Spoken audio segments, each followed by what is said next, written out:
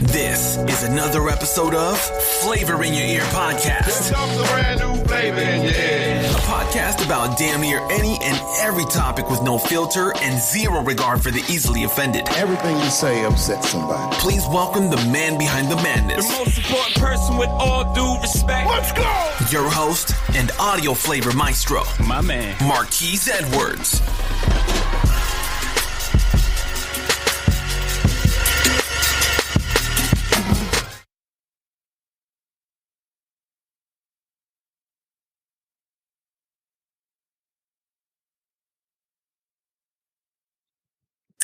Good morning, good afternoon, or good evening, wherever you are in the world. We are back with another episode of Flavor in Your Ear podcast. And as we continue to, surface and search the world for these outstanding guests, you all know I like to reach out to fellow podcasters and anyone who I find is intriguing, have some stories or, conversations that I feel that the audience will enjoy. So today we have Mike Oppenheim, and he really is, I read his bio, right? He really is like a jack of all trades. I'll just tell him in our green screen room that he has so many things that he can talk about, but we got to tailor it to, the session this time. But I think it's very interesting because I told him also that I feel like he does a lot of the things that I was interested in or that I am interested in, in my lifetime. So I feel like it's going to be a really good conversation. So without further ado, I'll allow him to give a brief, introduction for himself before we, chill and get into the conversation. So what's up to everybody, Mike? Awesome. Thanks. First of all, thanks so much for having me on. And we did a little mini chat in the green room and I was like, oh, this is awesome. Let's just keep talking. So I'm here. I'm very excited to talk to you and anyone listening. And let's get it started. Cool. So you are a fellow podcaster as well. And I see that you also are an author. You publish books and novels and whatnot. So that intrigued me the most because, in the future, once I do get a little bit of skin in the game, I would also like to write a book. So let's go back to the experience when you first decided that you want to write a book, right? And how was that process? And, what were some of the fun things about it? What were some of the not so fun things about it? That's a good question. So my first experiences writing, I was really young and I didn't realize I was writing. But as a kid, I would write lots of stories in grade school and stuff. And then that was just kind of dormant. I switched to music in my teens and 20s. And then very abruptly in 2004 or 5 or 6, I think it was 2006, someone told me, hey, I read this book and it reminded me of you. And so I read the book and I read it. I remember I sat down and read it in one plane ride. It was one of those, cool experiences where the book just jumps up, and it was Chuck Klosterman, Sex, Drugs, and Cocoa Puffs. And it was this guy older than me, but not much older, just kind of talking about how life appears to him with lots of pop culture references and, just how watching Saved by the Bell as a kid, made him screwed up in the head and stuff like that, And, I was just oh man, this counts as writing. I didn't think this counts. And, and so somewhere along that same time, I saw an ad for a novel writing contest, and it was called the 3-Day Novel Writing Contest. I'm sure they still do it. And it was weird. It was on the honor system, which I'm an honorable person, but I was pretty skeptical. But basically they say you start a brand new novel and you have exactly 3 days to finish it. So you start it on a Friday at 4 and it's due on Sunday or Monday at 4. I can't remember. Right. And so I went into it and I really did it. I remember I had a friend who had an art studio. She was a painter. And I said, hey, can I use your studio all weekend? She said, yeah. So I got a big bag of peanuts and some pretzels and a couple jugs of water. And I was just I'm going to camp out and write all day and leave at night, come back to my bed, sleep, and then go immediately back in the morning. And I did that, and I wrote a novel in 3 days. And it's not the best thing ever, but I took that and then I applied to a graduate school program for writers, and I got in and I worked on that. And that was my thesis. That was how I graduated, was I turned that novel into more of a novel. And so that's actually the first novel. You can buy mine on my website or Amazon. And it's called Dysfunction. And it's good. I'm not going to lie and say it's the best book ever and it's going to change your life. That would be my third novel in my opinion. But you get better with time. Yeah. So anyway, that's how it all started. And the funniest thing to me is just that you're a writer the second you call yourself a writer. The second you write, you're a writer. It's cool. It's a weird, mysterious title, and I was so afraid to call myself a writer for years and years and years because I thought it sounded pretentious. I thought it sounded just so weird and vague. But now I'm happy. I'm happy to be a writer, and you're a writer, and I mean, there's so many writers, and it's I don't know. You can get a lot from talking to people, but you get something weird when it's just you and that paper, you know? Yeah, it's because kind of like I'm a thinker, right? So I guess like putting in all the thoughts. There's nothing like expressing your thoughts and putting them on a piece of paper, you know, or typing them or capturing them.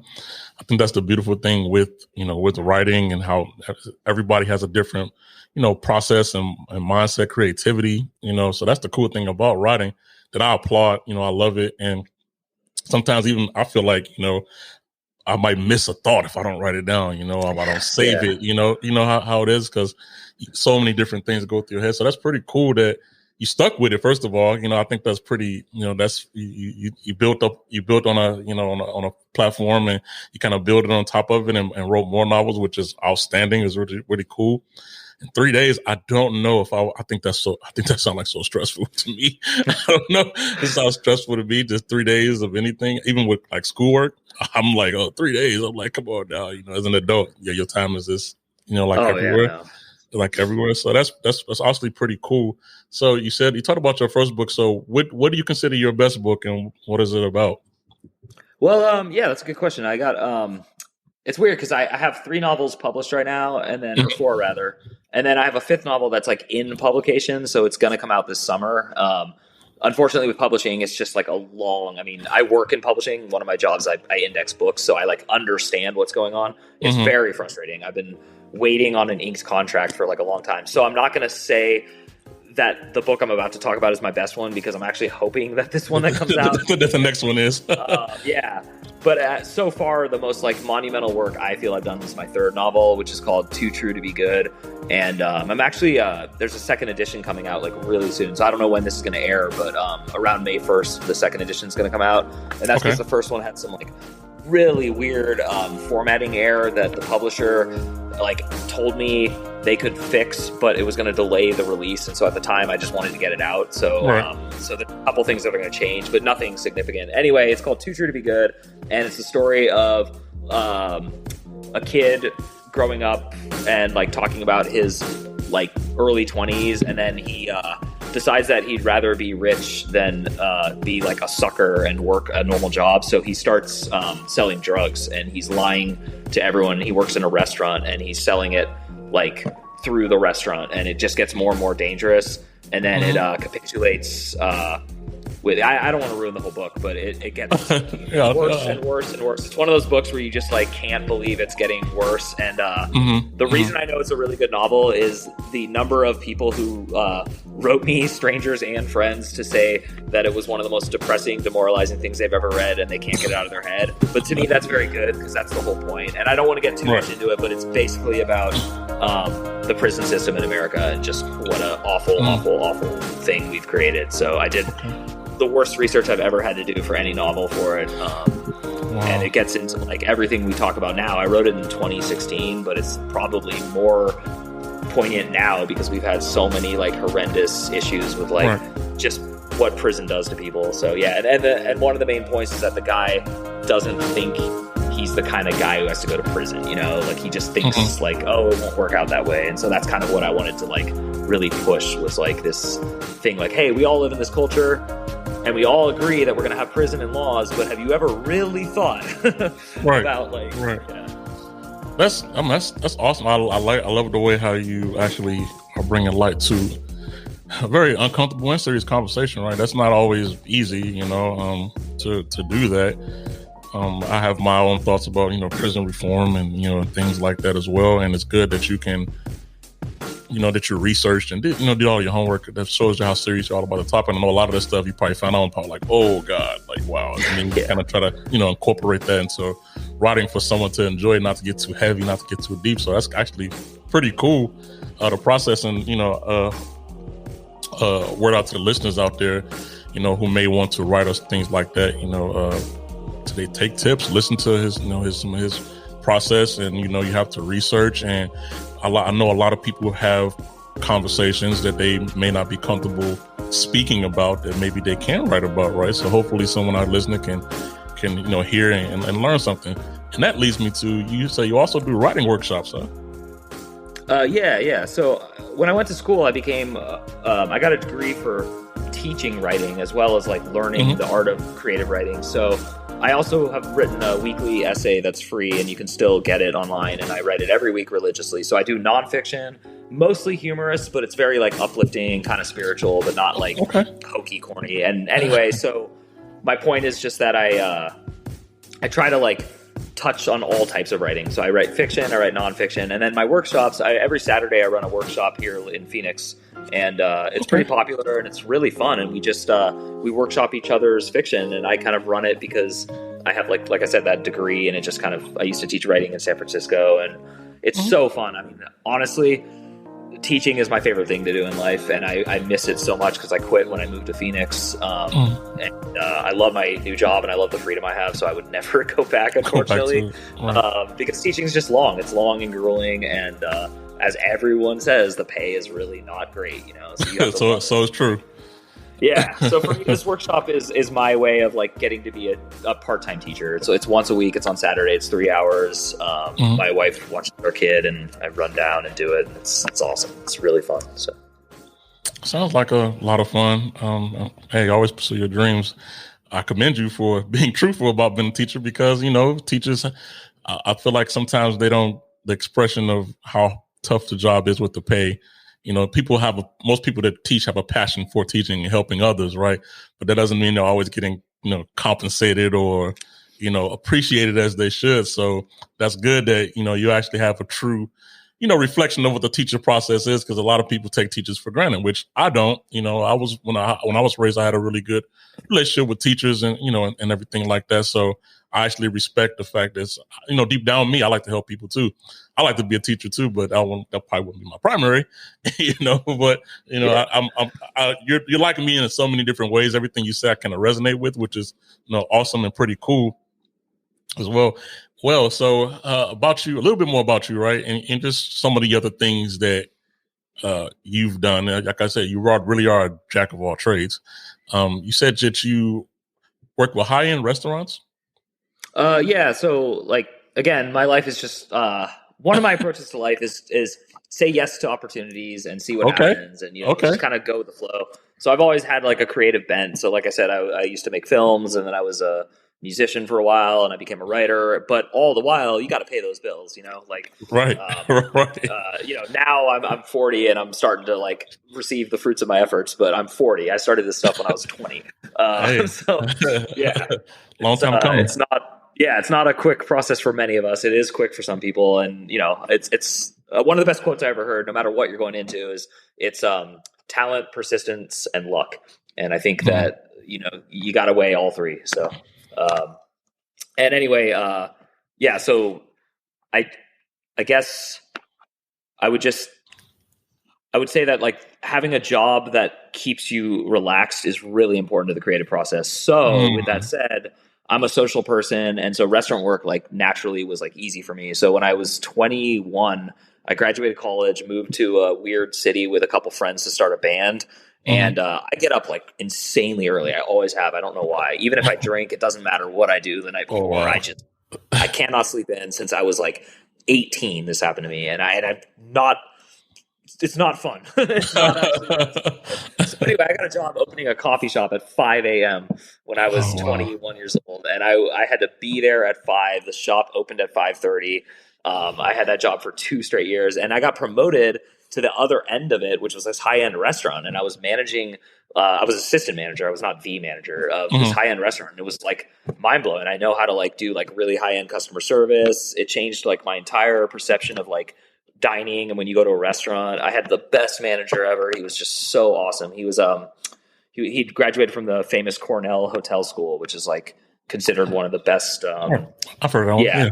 Yeah, exactly. So it was cool. I just got to learn all that. So anyway, and restaurant work was like really fun. It was hard. I did that before I became a teacher.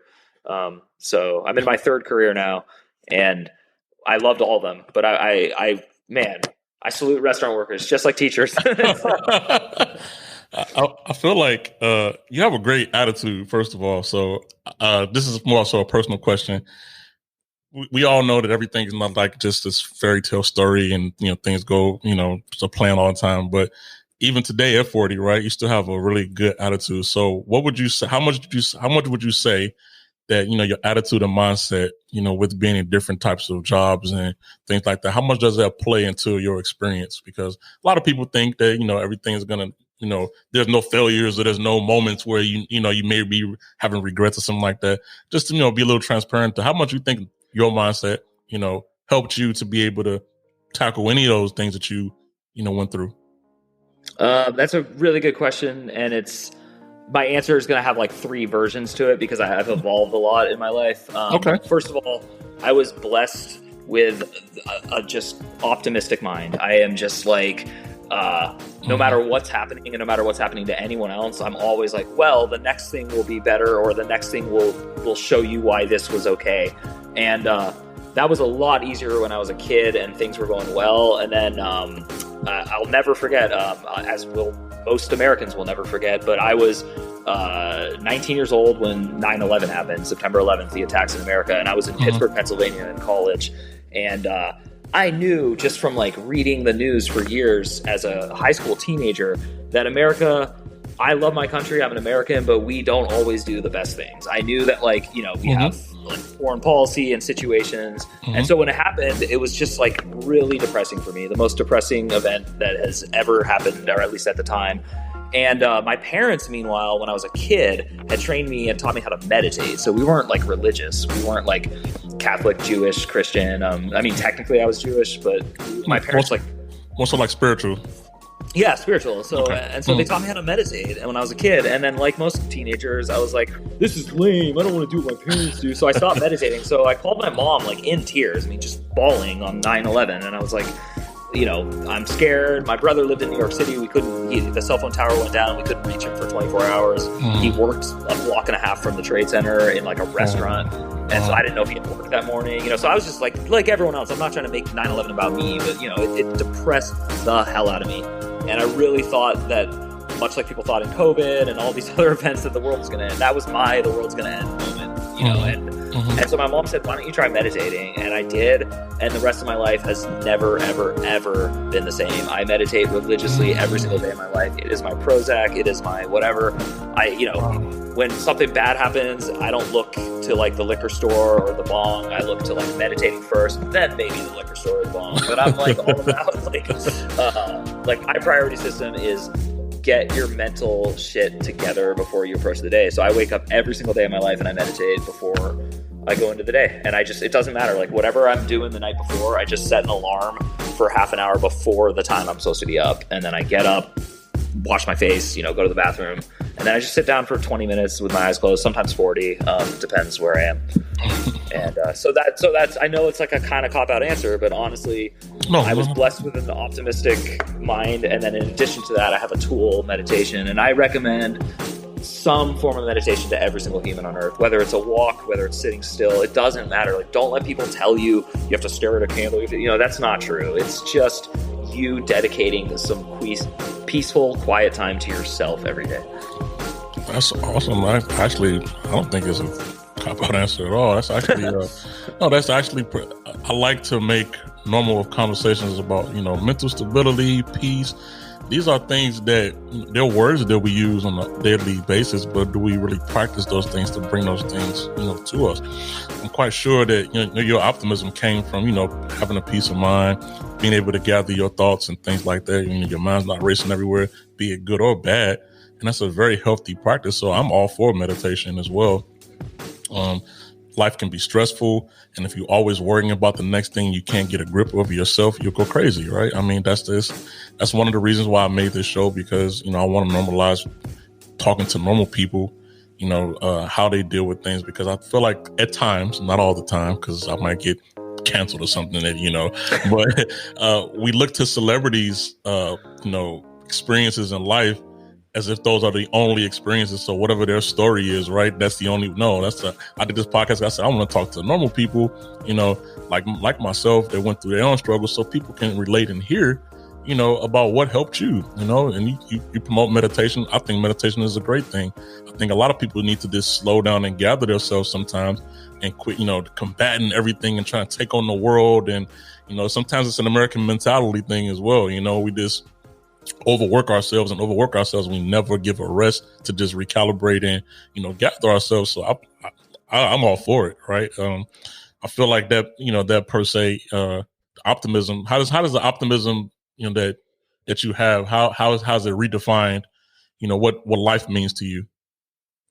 It's a good question. I'll say this: I never talk politics on my own podcast, and I try to avoid it. But we have become such a political country that it's almost impossible. And so I would say, optimistically, I don't care which team is winning the election, and I don't care who's coming into office. I'm always just thinking, well, if this person has a good heart and they follow it, what good could come? So I would kind of like apply that to like everything. So COVID was like, somewhat terrifying at first, like especially that first early March, April part. I don't care who you are and how bragging you are now. Like, I mean, most of us across the world were pretty terrified. Yes. You see a movie like 28 Days Later and your mind starts to wander and you're like, is this...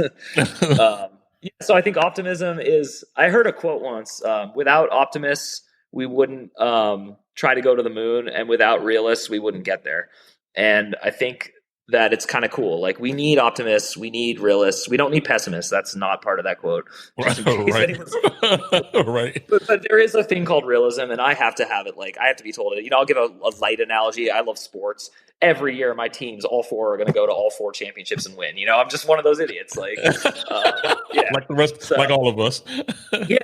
But I'd much rather go through life that way. But meanwhile, I don't think it's healthy to be surrounded by optimists and to only be optimists. I think things would fall apart pretty fast. So, we need people who do everything. You told me you're in the military, and I think that's like such an important part of our social structure and our society is this like weird thing where like you do need a standing military, and emphasis on the word standing, but sometimes that military needs to stand closer to a target and further. And like, so all these war games and all the stuff going on right now and perpetually, I just, for my job, I was indexing a book on ancient Athens, and like they had a standing army. Like this is not new. Like optimists think no one will attack us, and then you get attacked. So I'm bringing up the military because I think it's an important time when we're talking about defunding the police and the military and all these things to like really remember that like there are people who will do things that are destructive. And as an optimist, you have to be hopeful that there's not so many of them. And then that other good people are going to help us protect ourselves from that. So very true. And now to, ditto what you said, I don't know where that slogan defund the police came from. I don't know whose idea that was. I personally grew up, back when I was younger in a neighborhood that, had like a lot of, break-ins, violence, and things like that. I don't know what we have done without the police. Like they are, like to say, like you said, someone literally waiting for an opportunity, with no police or no, I'm not going to talk about that. I just want to say, I don't know where that. I support, the police in the correct way, of course. They're definitely needed. Security is needed because if that's the case. We don't need security. We don't need anything, and we're all just law-abiding good citizens. That's not how the world is. So unfortunately, we need people to enforce, those laws and things like that. So cool topic. Cool. You also, this is probably my favorite part about you. You said you're a traveler, right? You travel. I travel a lot, and you said you've been to 30 countries, all the states. Something like that. Yeah, so you see that's not like me. Like I was like, something like that. So we could talk a little bit about travel, and a little bit about you and how you feel about travel. So just how did you get into traveling? Because a lot of people, weird, crazy fact, a lot of people don't travel. A lot of people do travel, but a lot of people don't travel. So I'm all about promoting travel, right? So what spiked your interest or started your journey into, hey, I'm going to just travel places? Yeah, actually, I was, as a kid, I ate like saltine crackers and cheddar cheese, and I didn't try new things, and I hated traveling, and I would complain every time my parents wanted to drive us like an hour somewhere, and I was just such a homebody.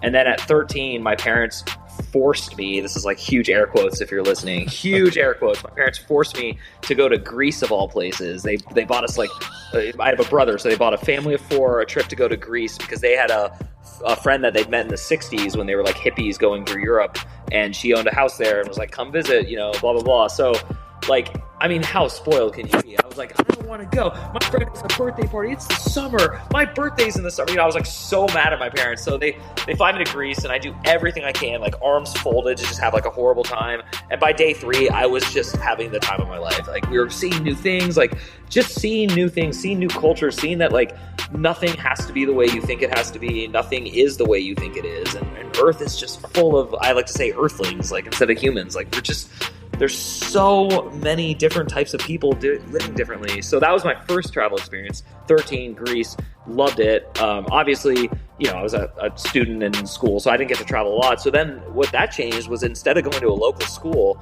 I was like, nah, screw this. I'm going to college like somewhere far away. So I applied to like nothing but schools far away, like Pittsburgh, Pennsylvania, Boston, and New York. And I got into 2 of them, but I really wanted to go to Pittsburgh because it just sounded like cool. And so I went to Pittsburgh, loved that.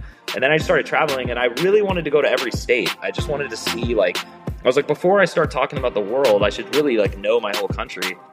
And I suggest to everyone that you, obviously, time, money, you know, it's not the easiest thing in the world. But I will say this, at least back when I was doing it, like, gas isn't that expensive here. Even right now, during this like huge gas surge, you can pretty affordably go see America. It's really not that hard. Like, and you can cut up and down like the I-95s and the, you know, west and east on the 10, the 40. You can do like so many cool trips. But yeah, so I went to every state. Obviously, Alaska and Hawaii are harder because you do have to fly to well, you could drive to Alaska, but that would take like 3 days, I think. It'll take a while. Yeah. Those maps are not realistic, people. They're spread out and things look closer.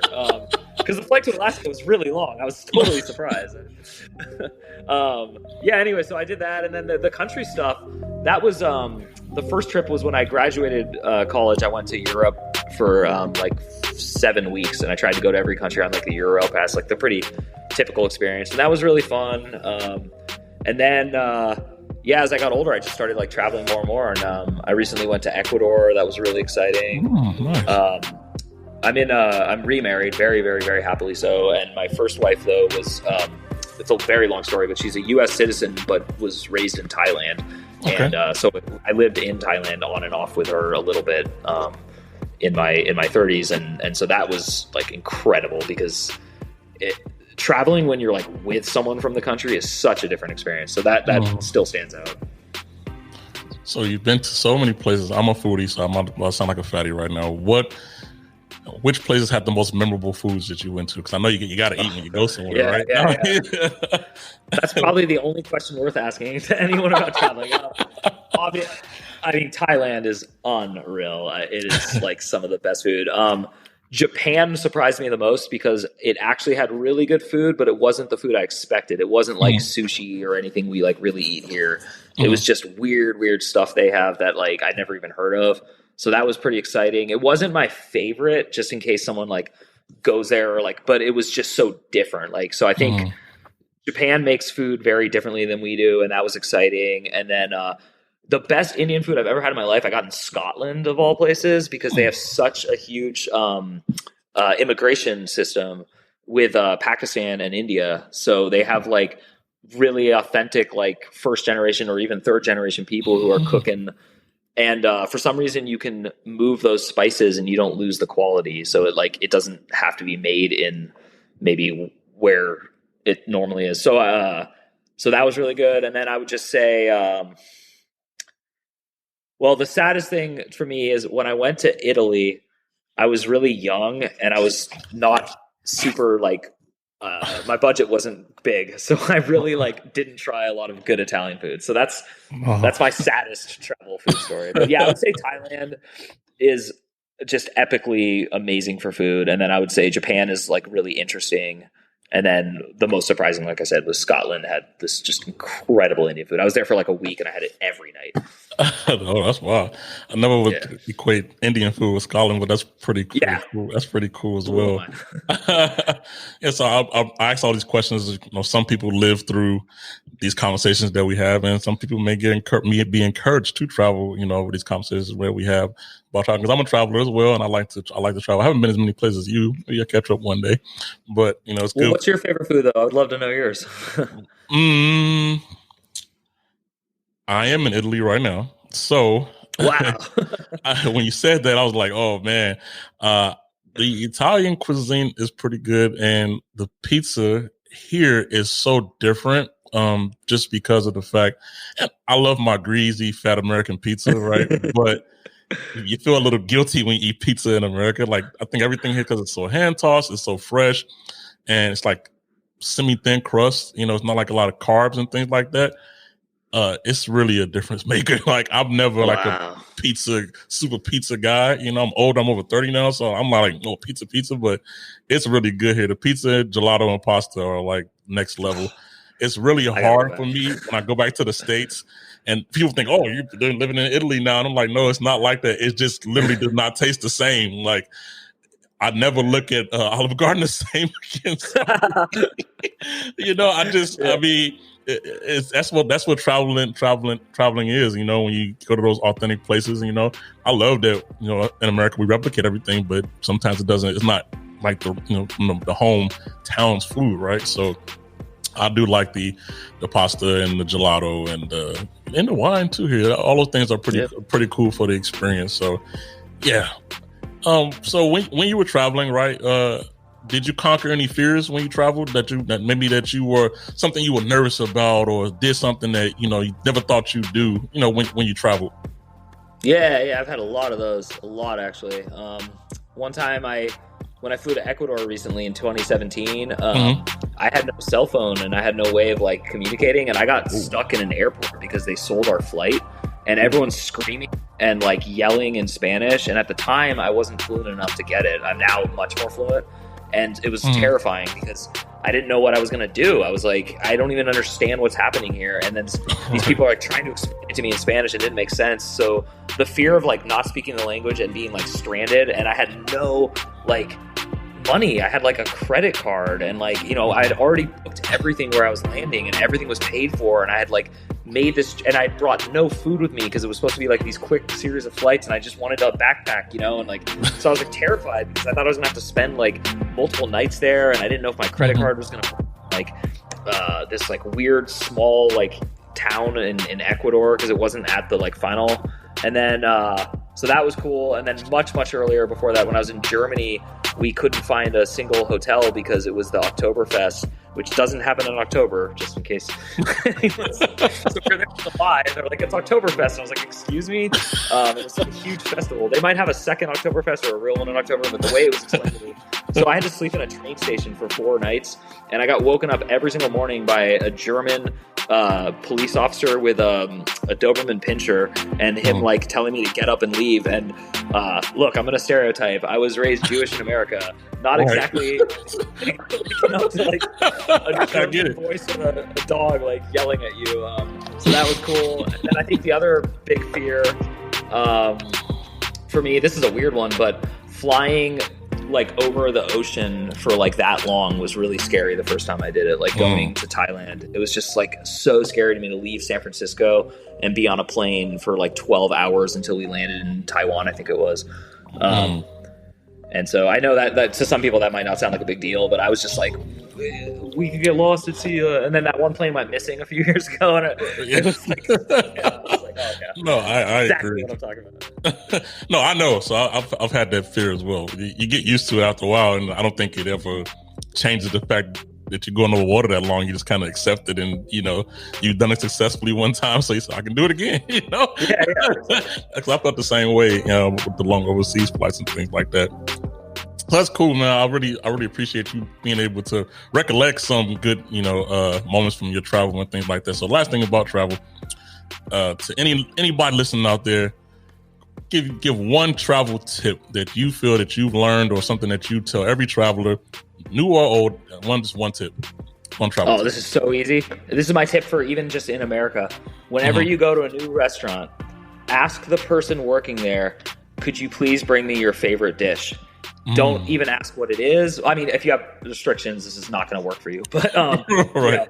Or like, if you do, like, let's say, like, I don't eat a certain kind of meat, maybe, like, just, say, like, what's your favorite dish that doesn't have beef, or something. You can, like, but anyway, just trust the server, trust the person working there. Like, I'm this is so arrogant and mean to say, but they know better than you. They do. Like they work there. They know the cook. They know who makes everything. And here's the best part. Normally, they're not going to bring you something on the menu. They're going to bring you their favorite thing, which is like their version. So, and you're on vacation. So like bring a little extra money. Like don't travel cheap. It sucks. I hate saying that, but it's true. Like, you know, hinders your experience. Yeah, hinders your experience when you're kind of limited like that. Yeah, so I get it. Yeah. So that's cool. Hey, have to take a little faith for some of you all out there, but that's what adds the fun to travel. I like the tip. I'm actually all for it. And some people may not do it, and some people may, but I think that adds to the experience because you probably thought about a moment when you asked for their favorite meal and you're like, oh shoot, this is really good. Or you may have never tried it if you didn't, ask the server or anything like that. So cool. Thank you for all of the travel tips that you had there. So our final topic. You're also a podcaster, right? You also do a podcast, which is cool. And your podcast is Coffin Talk, right? Mm-hmm. So can we talk a little bit about Coffin Talk? What your conversations about, and why did you start doing a podcast called Coffin Talk? Yeah, sure. So like I said, I was previously married and I got divorced. And when I was getting divorced, the same thing, like the approach to meditation and stuff. Like I didn't want to just become like this, like, oh, I'm going to start like pretending I'm young and going out to bars again. Like that's not, that wasn't going to work for me. So right. I looked for something to suck up some of my time and I decided to volunteer. And when I was a kid, my grandmother died and she had complications from Alzheimer's. So she had like mental dementia, and it was very like confusing and sad for me as a kid because I was about 9-10 when she was dying. And so I decided to volunteer at a hospice ward for people with dementia, which is pretty specific. So I worked in this hospice, and one of the more successful essays I wrote that was like published was about working in hospice and about how like people dying don't think about the things I would have thought they would think about. And all they really obsess over is like wishing they had not been mean to people, wishing they were nicer to people, like things like that. So I started thinking about that a lot, and I started realizing that no one really likes to talk about death or think about death in this culture. And it's probably why mental illness is so highly on the rise, because when a thing like COVID hits you from the right and on the left, you're like told, don't talk about death, don't think about death. That's kind of a mixed messaging system. I think people need to think about death. You're all of you listening, you're going to die. You're absolutely going to die. And so am I. And so is every person on earth. Even with life-changing technology, I don't think they're ever going to make it so we don't die. And my point is, you should probably have some working system of what you expect, or at least what you think, because that's going to affect the way you live. So the slogan for our podcast is interviews with the living, how your thoughts on death affect the way you live your life. And so it's called Coffin Talk. And so I interview anyone. I mean, it does not matter. I have no real basis. And I just say, at some point in the interview, what do you think happens when you die? And, I've heard everything from like, I'm energy, I just dissipate, nothing, there's nothing after you die, to, oh, we're all like from an extra dimensional beings. I've just heard, like, I've had 70 something guests on. And so the point of the podcast is to raise awareness of that and to help people out. But it's turned into like such a blessing for me, because I just meet like these incredible people week after week after week who are so different from me, and yet they all are just like you, in that they just want people to like be nice to each other and to like understand each other, and they just want to cultivate like a happier, peaceful earth. So it's helping me see that it's total BS that everyone hates each other and no one's getting along. And I think that weird message during like both Trump and post-Trump that like we all hate each other, it's BS, like I'm sorry, but like I got plenty of friends from different genders and races and everything. And yeah. And so I just think it's BS. And I think that's my main goal of the podcast, is to show that like you're probably a lot more united in your thoughts on like peace and love and death than you think you are. And that's way more important than a lot of the stuff we're talking about right now. That is, man, that's an awesome synopsis and you wouldn't get that out of just, reading Coffin Talk. You wouldn't know all the meaning, the meaning behind all of it. And I like the awareness that you're bringing. I like the topic that you're covering. I like the energy that you're bringing it from. It's well, because a lot of people with me, it's just so like me looking in the mirror, kind of sort of a little bit, because with my podcast, right, it's like Flavor in Your Ear, they're like, oh, is that a cooking podcast or, you know, something like that? But no, it's not. You know, it just, that represented, you know, me being diverse in my audience and saying I can have a conversation about anybody, you know, with anybody, you know, about anything, you know, being versatile in different topics, you know, travel, finance, life, you know, all those different things that I think are important, right? So that's the meaning of mine, and that's cool. You know, I think death is something that a lot of people, I have a transparent moment here, right? A lot of people that I know, family-wise, right, they're getting older and they just kind of like, it's like a word they don't want to talk about it, right? And in the African American community as well, you know, sometimes I see a lot of people, you know, GoFundMe's when somebody tries to be nice, something like that, because they keep it so taboo that no one wants to prepare for it, right? And that's not a good thing, because us here that's still living have to still, you know, deal with and accommodate, you know, whatever you left behind. So I love the fact that you know, bringing it up, and it's not to be sad or it's not to be, you know, down in blue, but understanding is something that, you know, I think it helps everybody growth. And Mike, I feel like you really grown in so many areas, you know, with what you're presenting to the world. And I feel like I'm very glad that I had you today as a guest, because I feel like it's what I do this for. Like, this is going to keep me going. You know, I would have never met you had I never been a podcaster, right? So like, I really like, you know, the message and what you bring, the energy you bring, the optimism that you bring. And it's probably going to help me. You know, I listen to these episodes when I'm editing, you know, over and over again. So I'm hearing these words, it's going to be replaying in my head. And I'm like, oh man, this is some good content, you know? So thank you so much for, first off, making time available and joining. This is all unscripted conversation, you all. This is natural conversation. I love the content. I'm sometimes I turn to like a listener myself when I have these amazing guests. So I try to facilitate the conversation, but I'm like, oh man, this is really cool. So hey, if you did let's hear this episode and you need to, you know, cover any type of topics, anything like that, or you'd like to hear more of Mike, I'm going to give Mike an opportunity to allow the listeners to tell listeners where they can find more of you, social media handles, anything like that, what you have coming soon. I know you did say you had a book coming in May. But anything like that. So this is your time to, you know, get your plug out there. I do appreciate it. And to make things simple, I just have one website. You go there, everything else is there. So if you want to find my podcast, my books, my weekly essays, my music, my weird YouTube shows that I made, they're all at MikeyOpp.com, and I'll spell it MIKEYOPP.com. So my name is Mike Oppenheim, and the website is MikeyOpp.com. And I think my favorite thing I do is my weekly essay. So if you want to like hit the contact subscribe button, that's awesome. Also, like we were talking about, I'm a normal person, you know, and so I definitely will respond to you if you write me. If you take time to send me a message, I 100% will get back to you. It might not be like that day, but I'm very good at that. And that is my life goal, is to always have time for people and to always help people. So, and thank you again. This was so much fun. Everything you said, 100% I agree. I would never get to meet you. And this is the best, coolest part of this 2000 whatever technology boom. It's so cool. You're in Italy. That's crazy. Right. Yeah, it's so cool. Thank you. Oh yeah. This is why I keep doing it. You know, with my busy military life and things like that. I already have a passion for doing this, and it's good to know there's good people out there. You know, it's good to know, because a lot of bad people get a lot of publicity, right? All the time. You know, just me and you don't get that publicity sometimes. So I said that'll be my calling to get, you know, us, you know, the unsung heroes out there who are actually contributing to society in a good way. You know, because, you know, we don't get enough light. So thanks so much. Hey, also we will have all information for Mike in the show notes when this episode is released. So you all can check out his website. I would say go check out his podcast, Coffee Talks, as well. As you all can see, that it's a very important topic that I feel like, and with so many podcasts out there, it's a good opportunity to get podcasters on the platform and kind of explain about their podcast, because you're going to be just scrolling and you wouldn't have gotten the message of what his podcast is about just through the name, just like mine, right? So that's another reason why I do this, and I feel like, hey, I got a new friend here and I'm going to support him. I wish him very well and everything like that moving forward.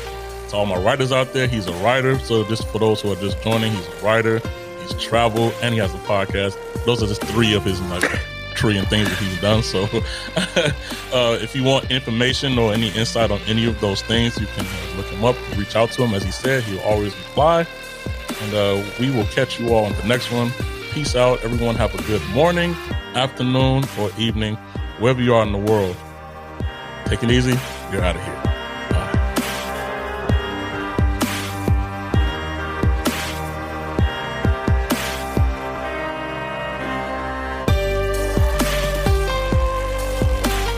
Thanks for tuning in to another episode.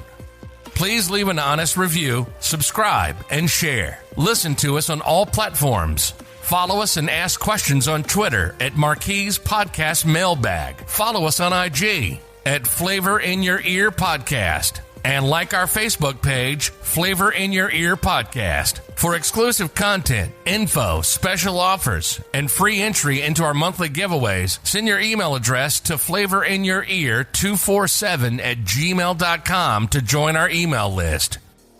If you're anxious, we have a snippet following our next episode's topic.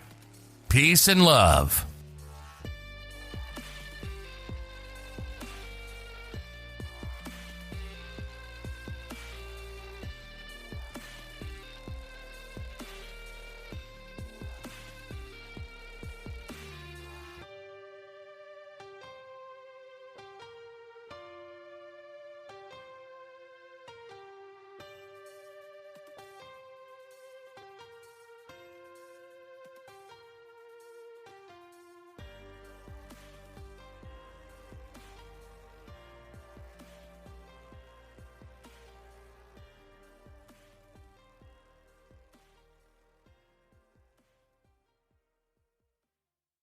I created Legend Speaks because I have always written stories and poems and stuff like that. And some of the characters that I came up with in those stories, I used to name Legend, right? And Legend, part of a Legend story was always based off of something that I went through in my life, in my past. And just, that's how I started her story in my short films or in my scripts. So Legend Speak podcast I started it because I wanted to tell you a story. But before I tell you this story, I want you to know that this story is being told to educate and not to create more hate. Possibly to bring awareness and to tell you a side of a story that you would have never heard. And to remind you that even if you have worked with someone for 20 years and you trust that person, that does not mean that you know them.